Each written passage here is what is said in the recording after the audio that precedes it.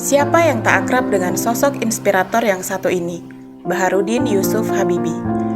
Semangat hidupnya telah berhasil menginspirasi khalayak ramai.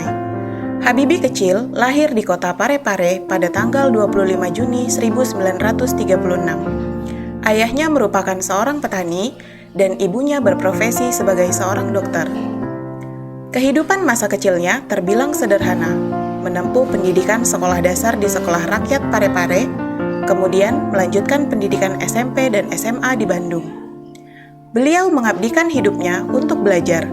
Baginya, belajar sungguh-sungguh akan menjadi kunci dirinya untuk dapat bekerja suatu saat nanti. Beliau berkuliah di Fakultas Teknik ITB pada tahun 1954. Kemudian, beliau melanjutkan kuliah S1, S2, dan S3 di Teknik Penerbangan Khusus Pesawat Terbang di Jerman. Tanggal 12 Mei tahun 1962, Habibie menikahi Hasri Ainun Besari. Sempat terpisah saat SMP, namun jodoh kembali mempertemukan mereka. Kemudian mereka menetap di Jerman sembari Habibie menyelesaikan pendidikannya. Pada tahun 1973, ia dipanggil pulang ke tanah air oleh Presiden Soeharto. Habibie dengan mantap bersedia memenuhi panggilan Presiden Soeharto. Disinilah ia mulai mengabdi untuk negara. Beliau menjadi Menteri Riset dan Teknologi pada tahun 1978, menjadi Wakil Presiden pada tahun 1998, dan menjadi Presiden Indonesia ketiga pada tahun yang sama ketika Soeharto mundur dari jabatannya.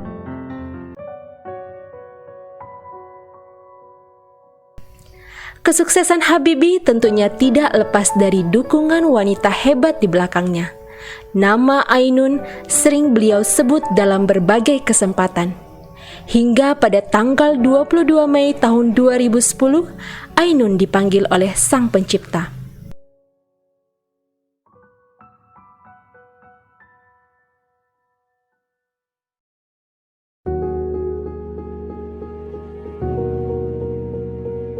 B.J. Habibie merupakan pemimpin yang sangat peduli pada rakyatnya.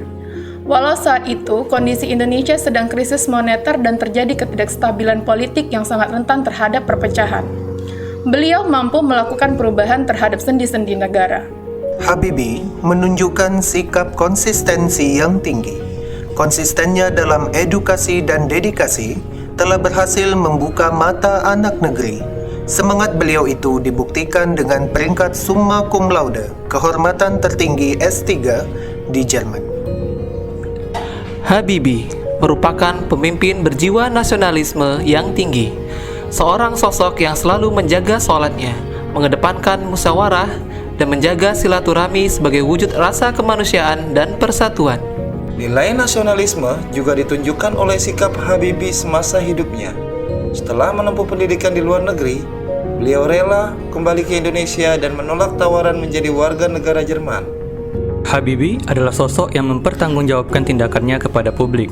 Beliau mampu mendobrak reformasi dalam sejarah Indonesia dengan pemilu yang luber, jujur, dan adil.